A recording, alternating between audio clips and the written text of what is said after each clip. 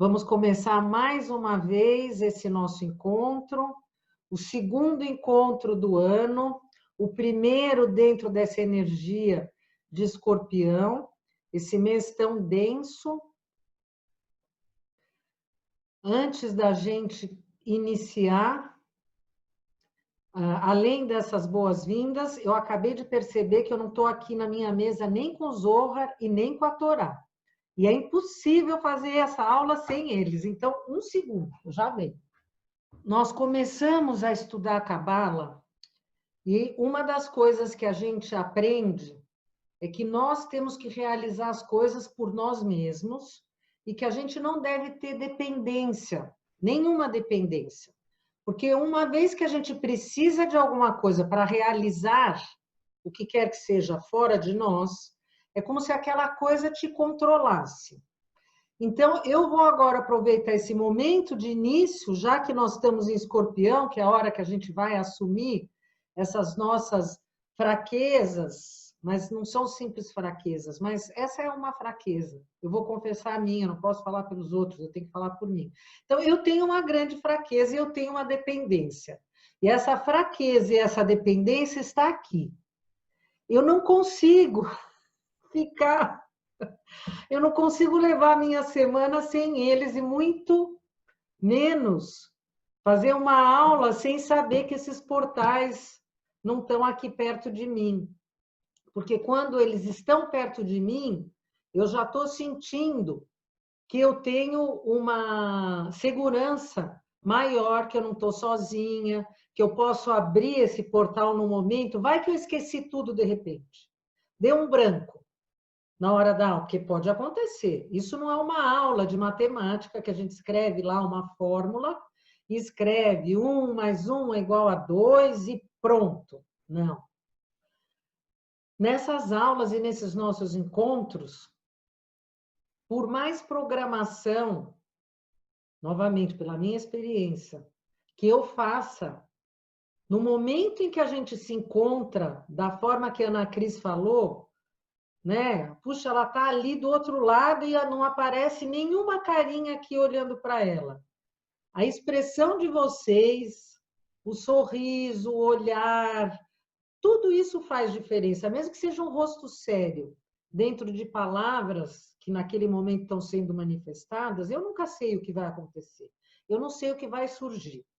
Mas dentro dessa insegurança de não saber até onde nós vamos, porque é exatamente essa a nossa realidade, o que me dá segurança aqui na aula e em outros momentos é saber que eu posso ter esse apoio da Cabala, através das chaves que o Zohar traz para nós e através da Torá, com essas leituras que mais do que nunca estão trazendo de forma transparente, estão decodificando, estão explicando, demonstrando o meu momento agora. Porque eu não consigo enxergar. Talvez alguém aí consiga. Mas o que eu enxergo é muito limitado.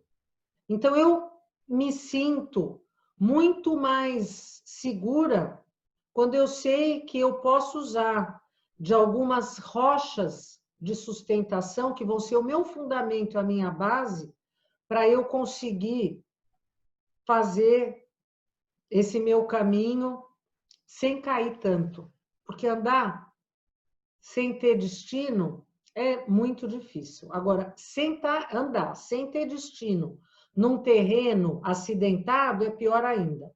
Mas quando eu estou estruturada em cima dessas palavras, eu sinto que eu estou indo melhor. Então, se eu tenho uma dependência, eu conscientemente digo agora que eu tenho esta dependência. Esse é um vício que eu tenho e eu assumo e eu sou orgulhosa dele. E vocês vão ver que isso é muito relacionado com o nosso assunto de hoje.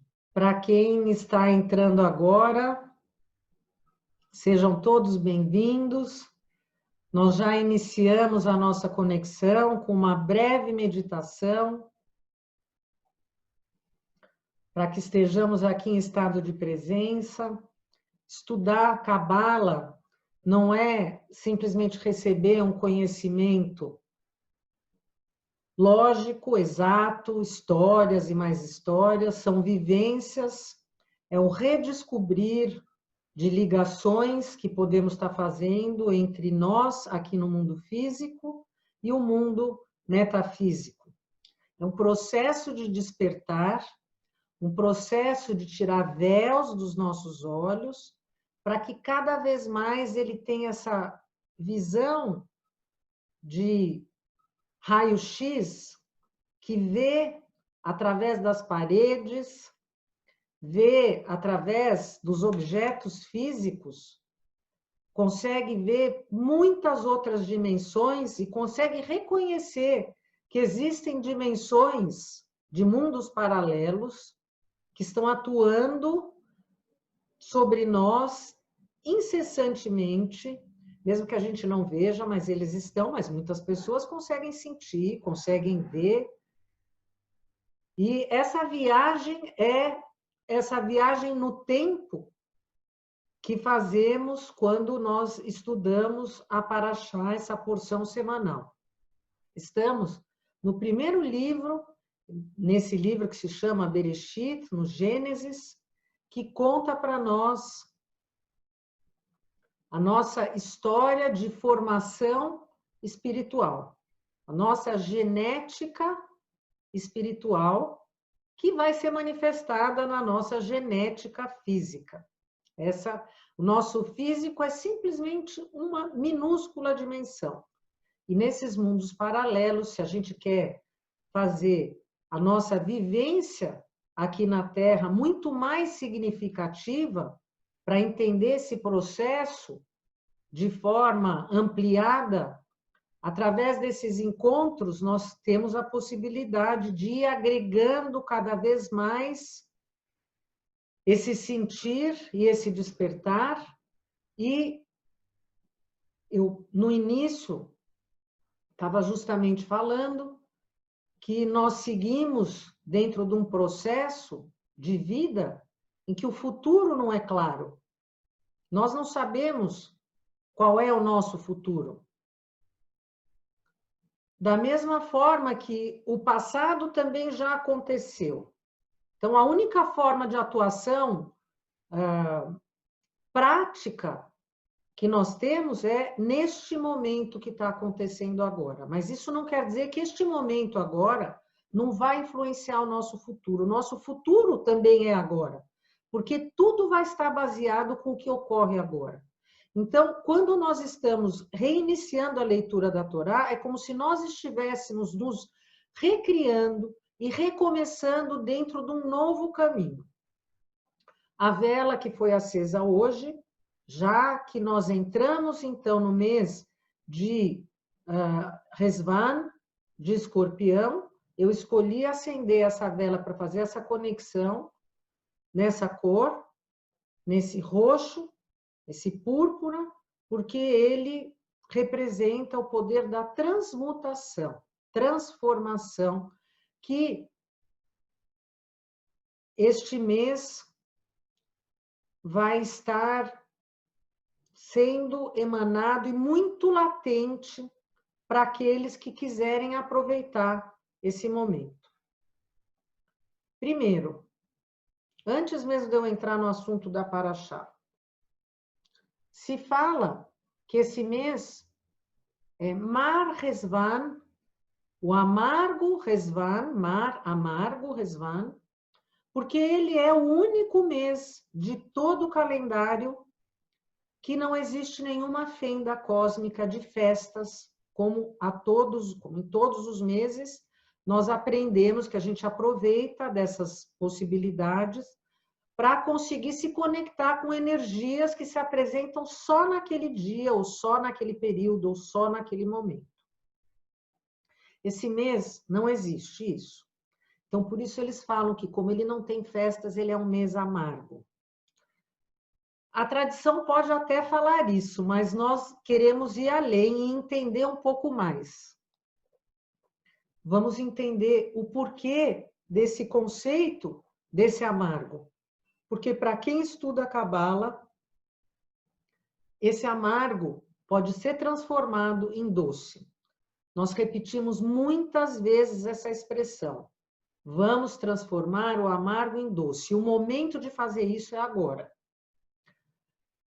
Dentro desse calendário, nós passamos no último mês de Libra, durante 20 e poucos dias, trabalhando durante uma possibilidade de transformar e de receber uma luz no nosso recipiente, possibilidades de se recriar dentro desse recipiente que é cada um de nós.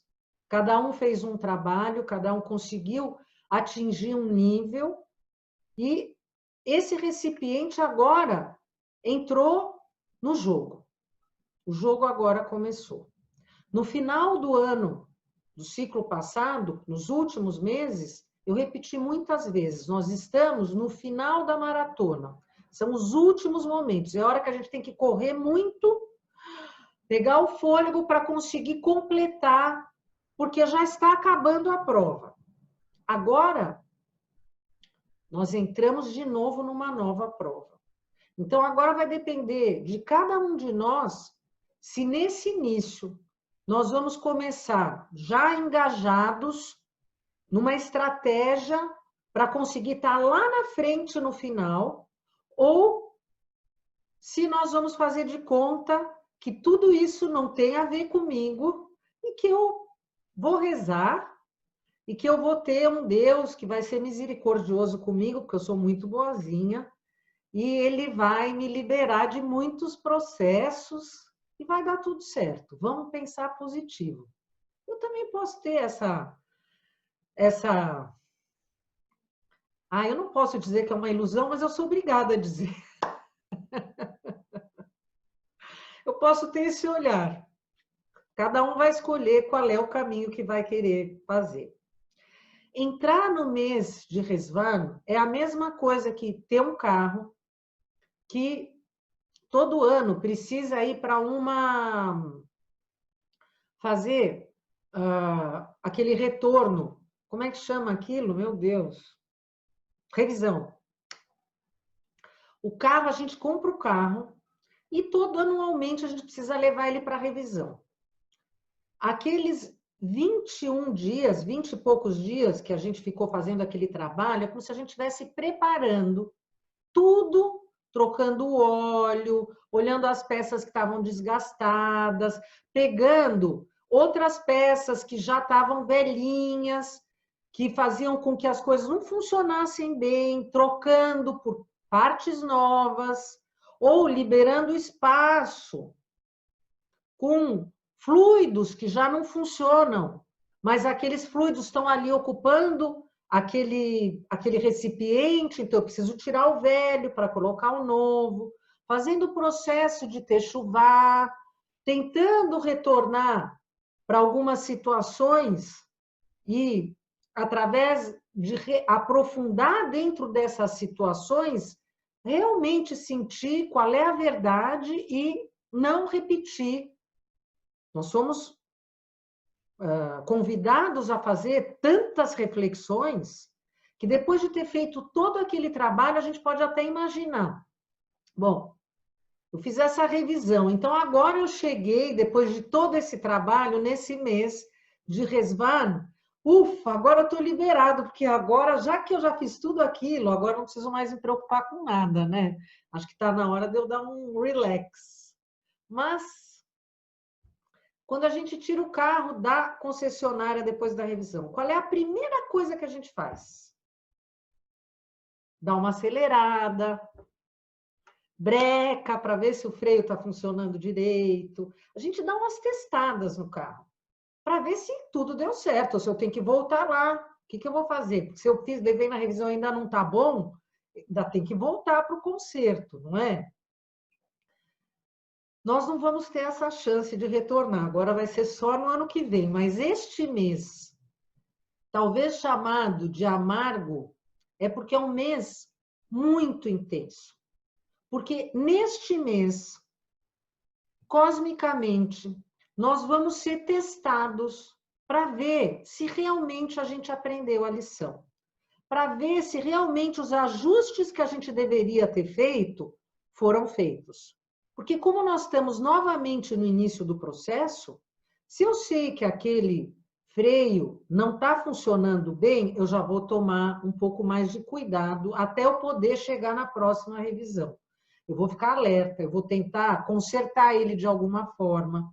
Mas esse é o momento principal aonde eu faço essa correção. Eu faço esse teste, vou fazer o test drive. Nós estamos agora num mês de test drive.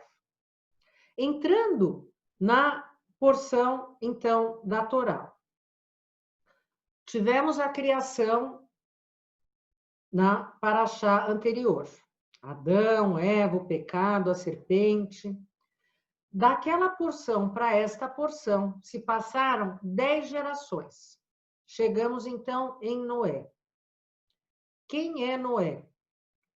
Quando fazemos a leitura, logo no início da leitura, é apresentado para nós uma frase em que fala: estas são as gerações de Noé, não é exatamente com essas palavras, mas estas são as gerações de Noé. Noé era um homem justo, ele andava com Deus, e aí vem o nome dos 3 filhos dele. Parece que tem alguma coisa que não está concordando, assim, não existe uma concordância verbal, só lendo literalmente. Porque poderia dizer, estas são as gerações de Noé, deveria então aparecer em seguida o nome dos filhos, e depois vem falar que ele era justo, que ele andava com Deus. Essa história do dilúvio, será que essa história do dilúvio realmente aconteceu? Será que esse Noé aconteceu? Será que existiu realmente uma arca, esse barco tremendo, construído de madeira, com representantes masculinos e femininos dos animais, um dilúvio? Depois dos 40 dias e 40 noites, um arco-íris, uma promessa de que o Criador nunca mais iria destruir a criação através das águas. Ele se arrependeu e ele decidiu que não existia merecimento. Então, será que aquilo tudo aconteceu? Por que será que em outras culturas, se você for estudar dentro de sabedorias ou da história ou literatura da Suméria, hindu, lá também existem figuras de dilúvios de uma terra que foi coberta pelas águas e que só apareceu um único sobrevivente, uma pessoa justa e correta. E essa pessoa foi o salvador daquela geração. Por que será que essas histórias se repetem dentro de roupagens diferentes? Mas por que existe isso? E será que isso tudo existiu? Quem era esse Moisés, esse Noé? Eu estou aqui até falando, esse Moisés, já adiantando, porque Moisés recebeu uma centelha da alma de Noé, mas isso é lá na frente, mas sei lá, por algum motivo já apareceu aqui. Então, temos que manifestar também essa já foi manifestado. Por que será que esse nosso Deus se arrependeu? Se ele sabe tudo, como pode ele ter se arrependido? Porque se ele sabe tudo e tudo que ele cria é perfeito, como é que ele pode ter se arrependido da criação que ele fez? Então, vamos entender um pouco a história literal. Pela história literal entre Adão e Eva e Noé, essas 10 gerações foram passo a passo, cada vez mais caindo num grau de negatividade, até que chegou um momento em que a Terra ficou absolutamente inteira, preenchida por essa energia. Que energia era essa? Qual era essa negatividade? Vamos lembrar que qual foi que nós falamos sobre isso na semana passada? Qual foi o pecado original?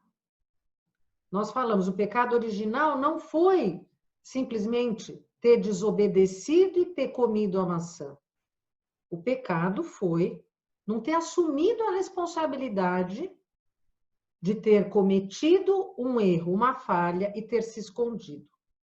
Quando o Criador chama Adão e pergunta por ele, e Adão se cobre pela vergonha e ele se esconde, ele não assumiu a responsabilidade. Ele jogou nas costas da Eva, que jogou nas costas da serpente. Igual nós fazemos hoje. Nós também não assumimos as nossas responsabilidades. Nós achamos que é sempre o outro. Nós colocamos tudo do mundo físico na nossa frente. E a gente, a maioria das vezes, não admite isso. Bom, naquela data, nesse primeiro momento, existiu esse componente da vergonha. Nós somos como crianças, e assim foram essas gerações. O que é que o nosso ego faz? Nós agimos, nós sabemos as regras, nós sabemos a lei, nos é apresentada a lei. Mas o que faz a criança?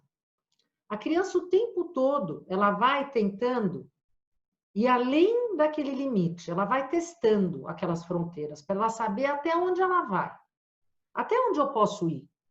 E ela vai, porque ela sempre quer um pouco mais, um pouco mais, um pouco mais, um pouco mais. Talvez a gente vai pensar, mas isso é uma mentalidade infantil de quem está aprendendo, de quem está crescendo, e quando nós vamos amadurecendo também dentro de nós essa segurança de saber até onde a gente deveria ir. Mas será que realmente a gente amadureceu?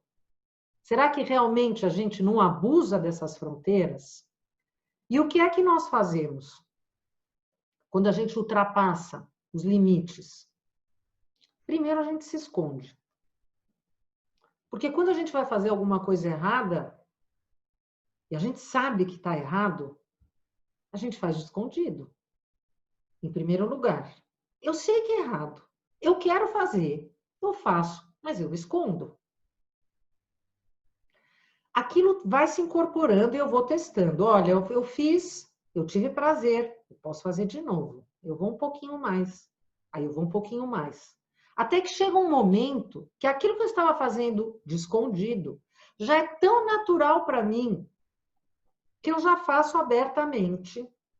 E aquilo já deixou de ser errado. Aquilo já faz parte de mim.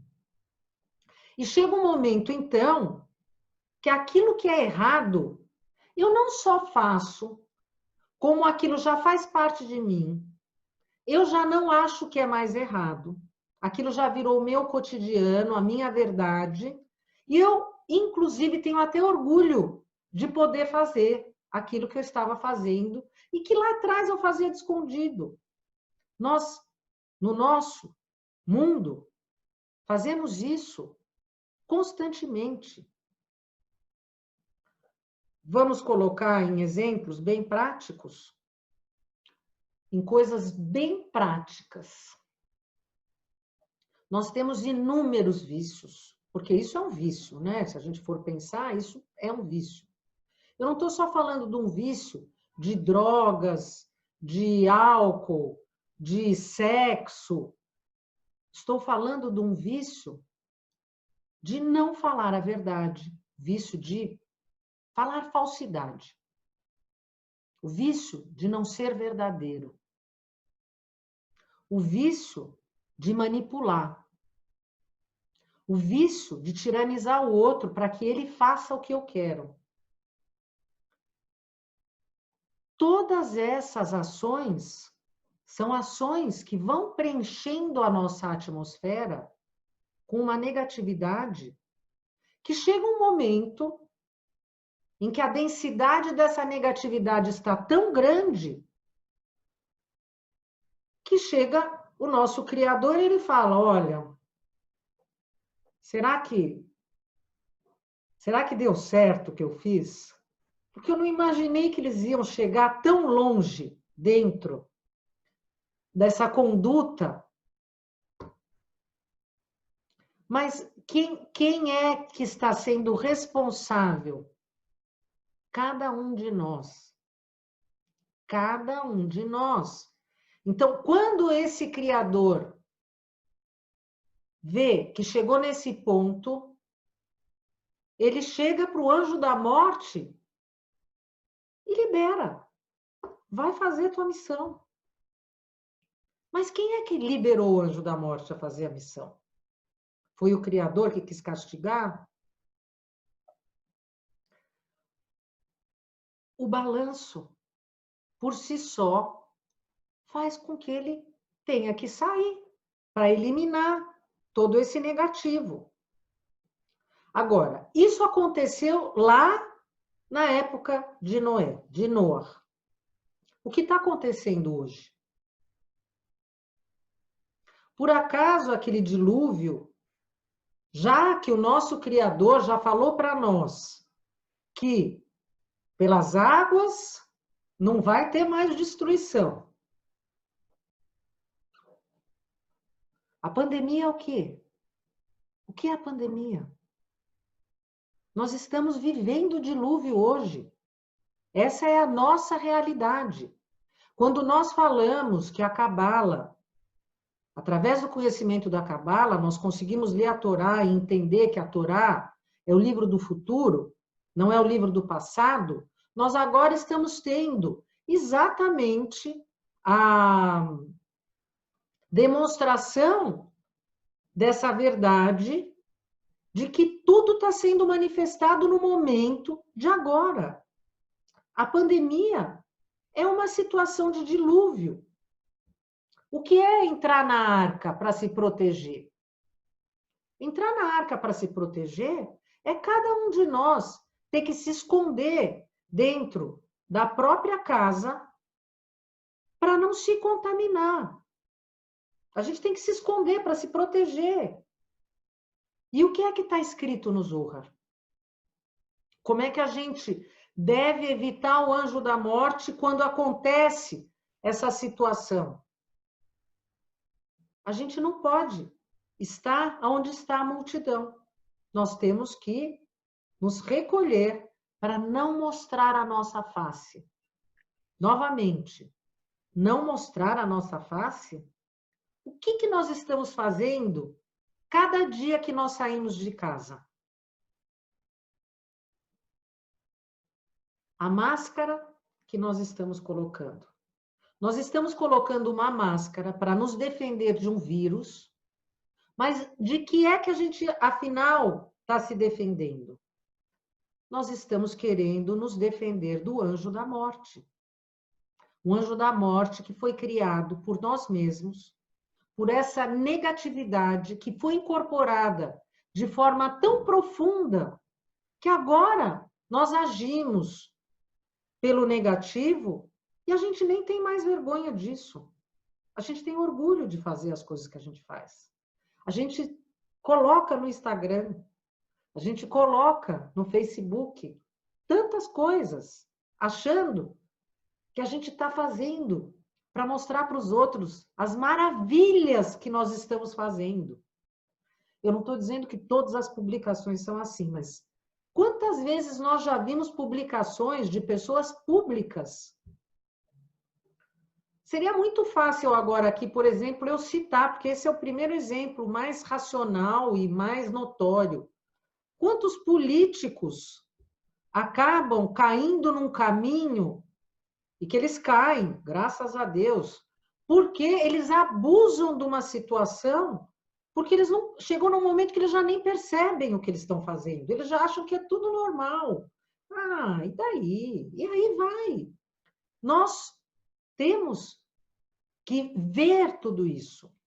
Enxergar que essa realidade que está na segunda porção da Torá está acontecendo hoje.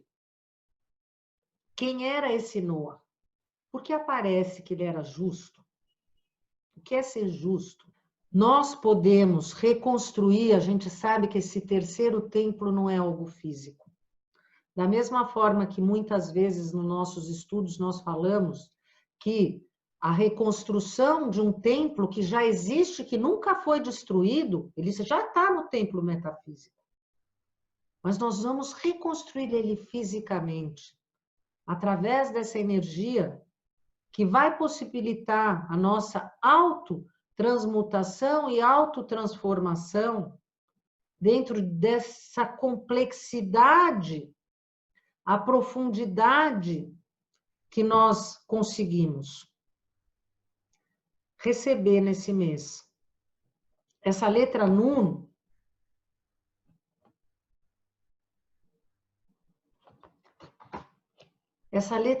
que pode até parecer esse rei ajoelhado, que é a energia, né, de Escorpião, do mesmo jeito ela está ligada a uma palavra que se chama dafol em hebraico, que lembra muito o fall, ou falling em inglês, né, o cair em inglês, e ela mostra que o escorpião, como ele não aceita o que é falso, e ele tem essa força tão grande dentro dele que para ele destruir e reiniciar é muito simples.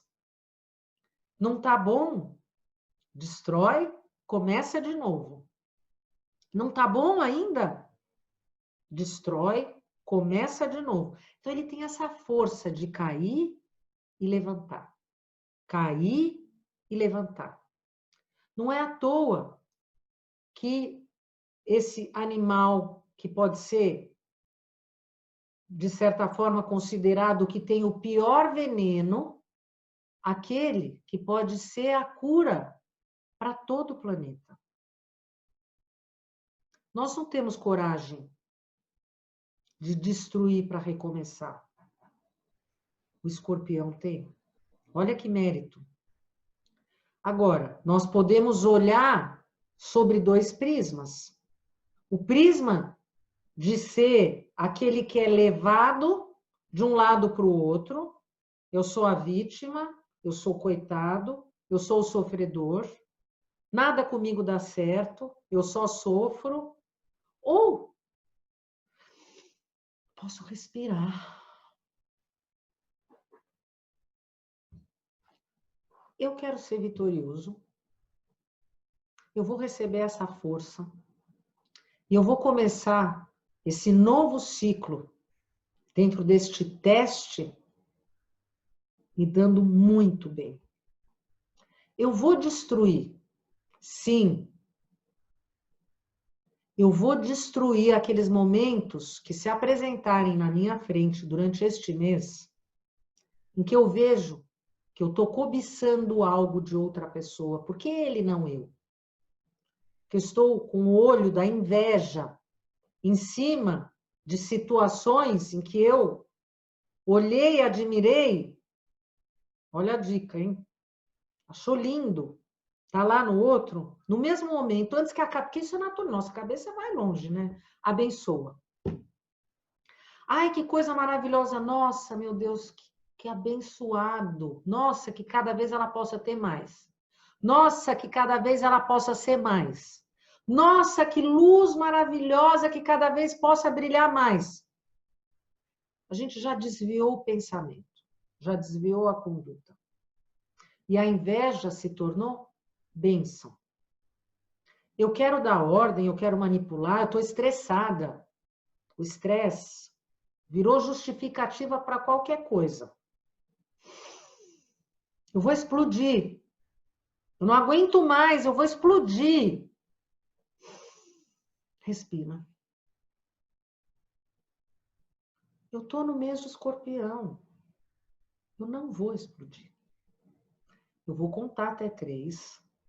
Se isso está acontecendo comigo, e está me tirando do sério, eu vou usar dessa força para entender por que isso está me desestabilizando. E não vai me desestabilizar.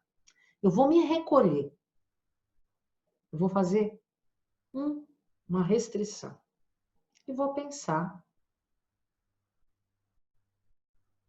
Eu vou continuar na paz. E esse veneno vai ser a cura para mim. Porque eu vou me transformar. Isso vai deixar de me manipular. Se você pensar isso, essa mesma situação vai acontecer dali a 1 hora, no dia seguinte.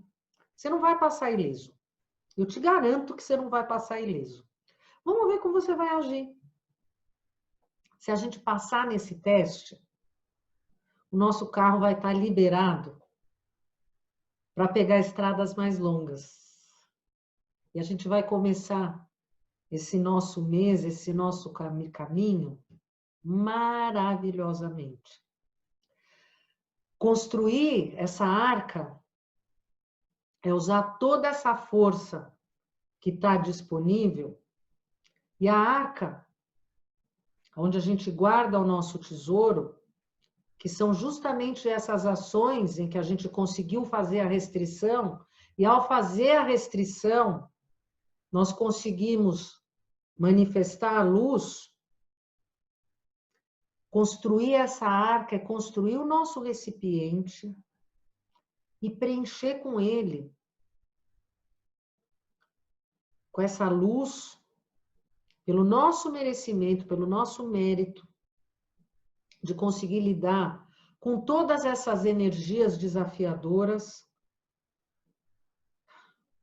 e transformar aquilo que parece ser o fim dos tempos no nosso recomeço. Como foi com Noé, com Noah, como foi com Yosef Hatzadik, como é com todos os justos que conseguiram fazer essa união do mundo metafísico no nosso mundo físico, em épocas tão desafiadoras. Nós não estamos aqui por acaso. Vamos aproveitar tudo isso e ser exemplos vivos, ser arcas vivas da luz, dessa proteção, desse escudo que vai nos levar muito longe e que assim seja. Amém. Eu vou abrir agora para vocês para dúvidas, tá? Olha, eu até tenho um evangelho. Tem 5... Querem um evangelho rápido? Querem? Tá, 1 minuto.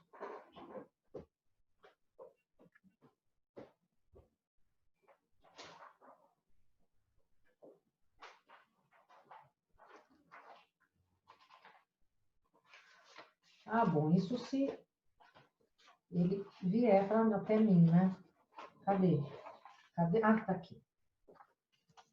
E ele é minúsculo. Vamos lá, porque parece que ele foi feito para cá, para tirar a falsidade. Vamos para esse evangelho rápido. É o evangelho de hoje, aliás, que eu também nem acreditei que ele apareceu hoje. Vamos lá. São Lucas 12.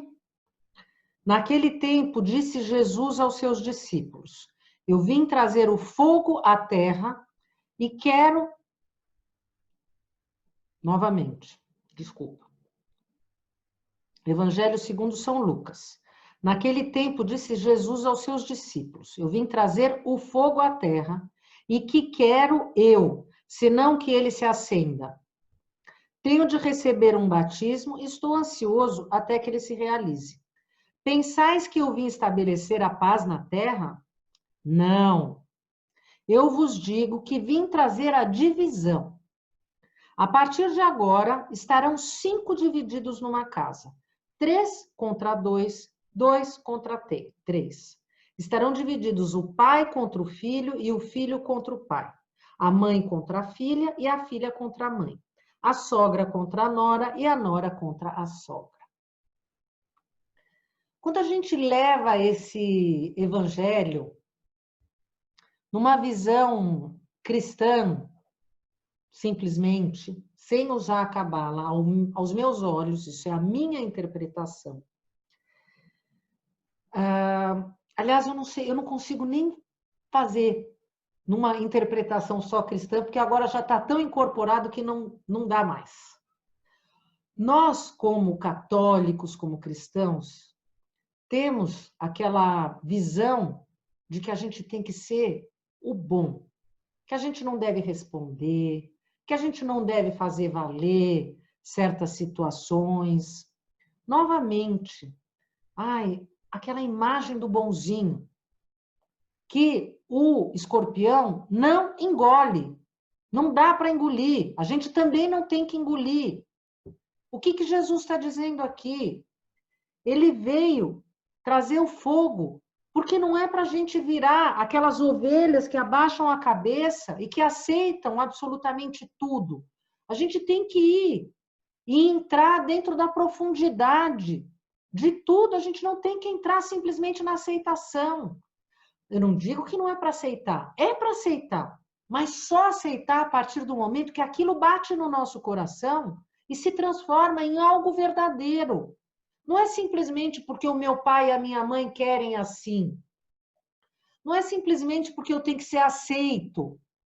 E na hora que eu deixei de ser aceito, eu já não faço mais parte desse grupo. Não é pelo medo de talvez ir por veredas em que as pessoas vão olhar para mim de atravessado, porque eu não estou entrando diretamente no rito, eu não estou fazendo exatamente da forma que tem que ser. Cada um de nós tem que assumir a sua verdade. Jesus está dizendo aqui, eu vim trazer o fogo à terra. Ué, ele não veio trazer a paz? Então, trazer o fogo é trazer a paz? Sim! Muitas vezes, para chegar na paz, eu preciso do fogo. Eu preciso me incendiar para fazer a minha verdade sair da minha boca e abrir os olhos daqueles que estão com vendas. Qual é a verdade de cada um aqui? Jesus não queria só que a gente vivesse na paz. Jesus quer que a gente encontre a paz. Mas uma paz construída por nós mesmos.